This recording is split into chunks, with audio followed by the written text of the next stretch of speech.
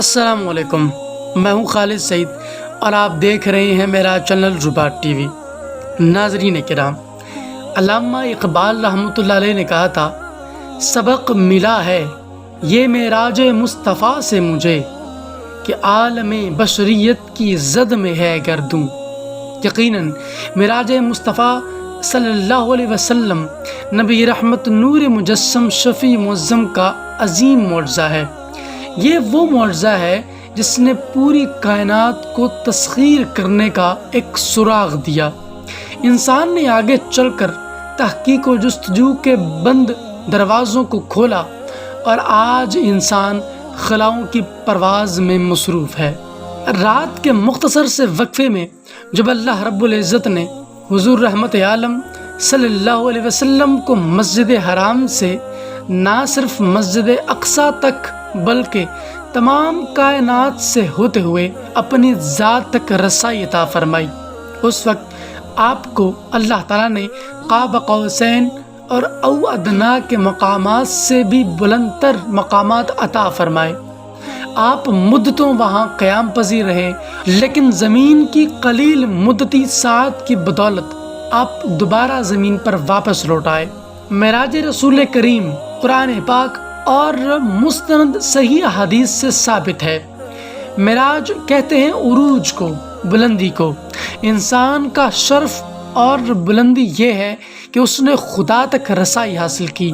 قرآن پاک کی سورۃ الاسراء کی پہلی آیت کا مفہوم یہ ہے کہ پاک ہے وہ ذات جو اپنے بندے کو راتوں رات مسجد حرام سے مسجد اقصیٰ تک لے گئی۔ یہ وہ مسجد اقصیٰ ہے جس کے ارد گرد ہم نے برکتیں رکھی ہیں تاکہ ہم اس کو اپنی قدرت کی کچھ نشانیاں دکھائیں۔ بے شک اللہ تعالیٰ سننے والا اور دیکھنے والا ہے۔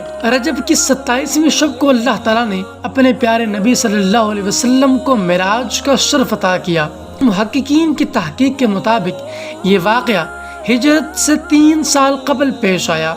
بخاری شریف کی ایک بہت لمبی روایت اس کے بارے میں موجود ہے، جس کی تفصیل کچھ یوں ہے کہ ایک دن کفار نے آپ صلی اللہ علیہ وسلم کو بہت تنگ کیا اور تبلیغ میں بہت رکاوٹیں کھڑی کر دیں، تو آپ صلی اللہ علیہ وسلم اپنی چچا زاد بہن ام ہانی کے گھر تشریف لے گئے اور وہاں آرام فرمانے لگے۔ اللہ تعالیٰ کے حکم سے حضرت جبریل امین 50,000 فرشتوں کے ساتھ براق کو اپنے ساتھ لیے آپ کی بارگاہ میں حاضر ہوئے اور عرض کیا، اے اللہ کے رسول، آپ کا رب آپ سے ملاقات کا منتظر ہے۔ چنانچہ سوئے عرش سفر کی تیاریاں شروع ہوئیں۔ جبریل امین نے رکاب تھامی، میکائیل نے لگام پکڑی، اسرافیل نے زین سنبھالی اور ساتھ ہی 50,000 فرشتوں کی سلام کی صدا سے آسمان گونج اٹھے۔ اس مختصر سے وقت میں آپ نے جنت اور جہنم کا دورہ کیا، آپ نے خدا کا دیدار کیا، آپ نے تمام انبیاء کرام علیہ السلام کی امامت فرمائی، اور اسی شب میں ہم مسلمانوں پر 5 نمازیں فرض کی گئیں۔ ناظرین کرام، معراج ہم مسلمانوں کے عقیدے کے مطابق حضور اکرم صلی اللہ علیہ وسلم کا عظیم معجزہ تھا۔ کیا اس کی کوئی سائنسی توجیہ پیش کی جا سکتی ہے؟ سائنس معراج کے بارے میں کیا کہتی ہے؟ یہ بہت اہم سوال ہے۔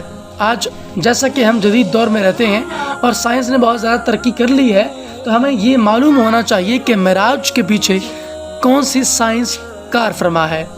معراج کی صحیح وضاحت آئنسٹائن کی تھیوری آف ریلیٹیوٹی کرتی ہے۔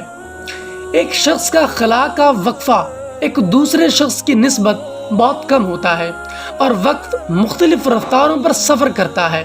آئنسٹائن کے مطابق اگر آپ خلا میں سفر کریں گے، آپ جتنی تیزی سے آگے جائیں گے، آپ کی عمر اتنی ہی سست اور آپ کی جلد اتنی ہی پتلی ہو جائے گی۔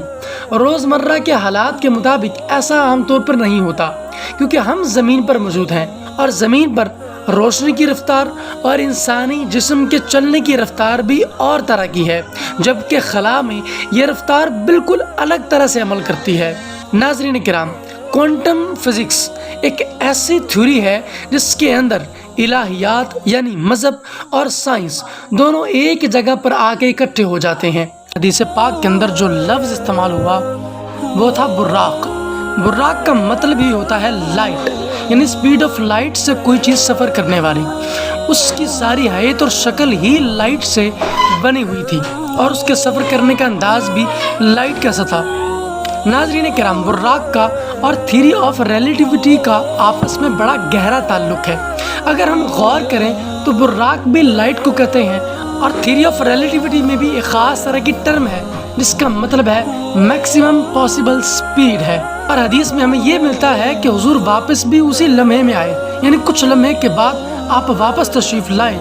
इसी तरह थ्योरी ऑफ रिलेटिविटी में भी एक ख़ास तरह की टर्म बोली जाती है जिसे टाइम डायलेशन कहते हैं। टाइम डायलेशन या ट्विन पैराडॉक्स क्या होता है कि वक्त कुछ देर के लिए किसी शख्स के लिए रुक जाता है। इसी को हदीस पाक में बयान किया गया कि हुजूर कुछ वक्त में ही वापस तशरीफ़ ले आए, गोया कि टाइम रोक दिया गया। मेराज के वाक़े में यह भी बयान होता है कि आपने वहाँ पर बहुत सारे लोगों को देखा और यही चीज़ हमें इस थ्योरी में भी मिलती है, यानी टाइम ट्रैवल।